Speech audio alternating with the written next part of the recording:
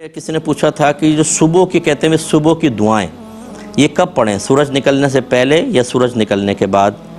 इस तरह कहते हैं ये शाम की दुआएं हैं तो ये गुरूब आफ्ताब से पहले होंगी या गुरूब आफ्ताब के बाद होंगी। देखें जब सुबह कहते हैं ना, अगर तो लिखा हो कि दिन में, तो दिन का इतलाक़ तो तुलू आफ्ताब के बाद होगा, फिर आप सूरज निकलने के बाद पढ़ेंगे। और सुबह अगर कहते हैं तो ये तुलू फजर से लेकर और तुलू आफ्ताब के दरमियान, और यूमुमी तौर पे फ़जर की नमाज़ अदा करने के बाद दुआएं जो होती हैं वो आप पढ़ें। तो ये सुबह की दुआएं आप ये सूरज तुलू होने से पहले पढ़ें।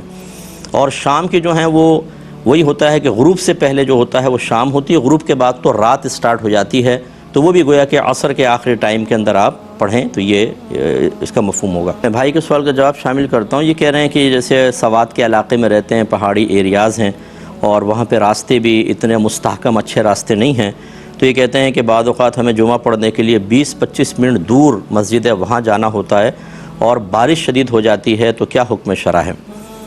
देखिए, एक मरतबा हज़रत इब्न अब्बास रदी अल्लाह तआला अन्हुमा मस्जिद में तशरीफ़ फरमा थे, बारिश हो रही थी और मौज़िन अज़ान दे रहा था। तो जब वो हई अल सलाह हई अल फलाह पर पहुँचा तो आपने फ़रमाया कि तुम बुलंद आवाज़ से कहो कि लोगों मस्जिद में ना आओ, अपने घर में नमाज़ पढ़ लो।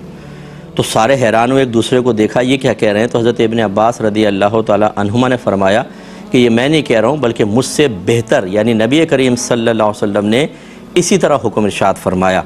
यानी जब बहुत ही बर्फ़बारी हो या इसी तरह तेज़ बारिश हो तो फिर लोगों को अपने घर में नमाज़ पढ़ने का हुक्म है, जबकि रास्ते, क्योंकि पहले दौर में रास्ते कच्चे थे और कीचड़ बहुत हो जाती थी और फिसल के गिरने का अंदेशा होता था, बहुत ज़्यादा मसाइल होते थे। तो इसलिए ख़ुद नबी करीम सल्लल्लाहु अलैहि वसल्लम ने गोया कि इजाज़त मरहमत फरमाई कि ऐसी सूरत में आप मस्जिद में ना आएँ बल्कि अपने घर में नमाज़ अदा करें। लेकिन ये अच्छी तरह याद रखें कि जब आप जुमा तर्क कर देते हैं किसी मजबूरी की बिना पर, उज़्र की बिना पर, और अपने घर में नमाज़ अदा करते हैं, तो ऐसी सूरत में ज़ोहर पढ़ेंगे, जुमा नहीं पढ़ेंगे। ठीक है, अब आप हर रकतों में ज़ोहर की नियत करेंगे।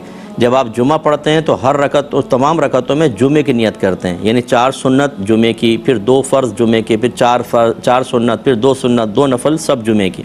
लेकिन जब आप घर में पढ़ेंगे, अब जुमा नहीं है ज़ोहर है, तो सब की नियत आप ज़ोहर की करेंगे और ज़ोहर की नमाज़ 4 रकत अदा करेंगे।